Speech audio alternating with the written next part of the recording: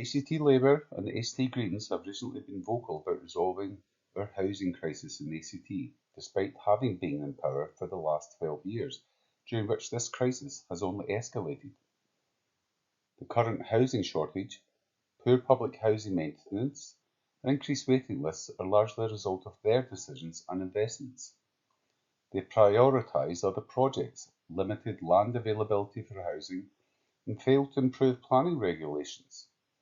Over the past decade, rates in land tax have increased around 8% annually, making Canberra's private rental market the second most expensive in the country, after Sydney.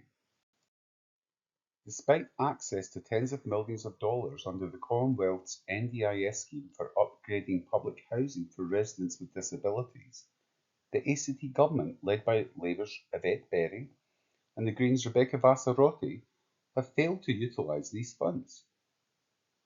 Since 2019, no progress has been made in accessing this crucial support. The government has shifted the blame elsewhere, on COVID, greedy developers, landlords, or even foreign students, rather than taking responsibility for their role in this housing crisis. Former ACT Labour Chief Minister John Stanhope and former ACT Treasury official Dr. Khalid Ahmed have revealed the grim reality. Public housing availability and maintenance have deteriorated under the ACT Greens Labour government. As of 2023, there are 1,032 fewer public housing dwellings than in 2011, despite a population increase of nearly 100,000 people. The revenue from housing stock sales has not been reinvested in public housing, as the slide shows. Instead, tenants in housing marked for sale have faced illegal evictions.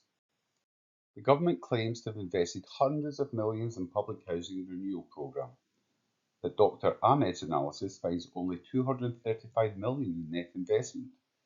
In 2011, there were 11,859 public housing dwellings in Canberra. In 2023, that number has dropped to 10,827.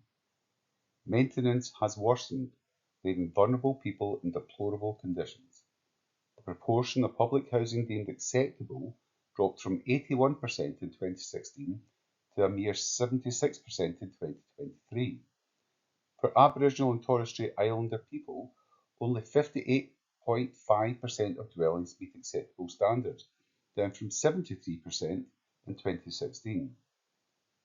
With 99.1% of ACT public housing households being low-income families, alternatives in a private rental market are limited. Homelessness, especially amongst First Nations people, is increasing. In 2018-19, 38.8% of First Nation clients experienced persistent homelessness, and by 2023, this figure has risen to 50.9%. Aboriginal leaders in ACT are calling for a Royal Commission level inquiry into the growing disadvantage. ATCOS and ACT Shelter have criticised the ACT government's housing management as a disaster. According to Dr. Devin Bowles, CEO of ATCOS, the proportion of social housing stock in ACT has shrunk from 12% to just 5.7% over the last 3 decades. The public housing waiting lists have grown, with the average wait time now close to 5 years compared to 4 years in 2020.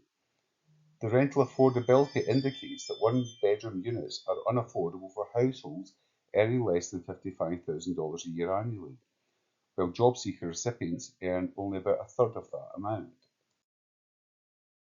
Despite claiming that the housing crisis is due to a lack of Commonwealth funding, the ACT Greens Labour government have diverted funds raised from public housing and land sales towards projects like the light rail.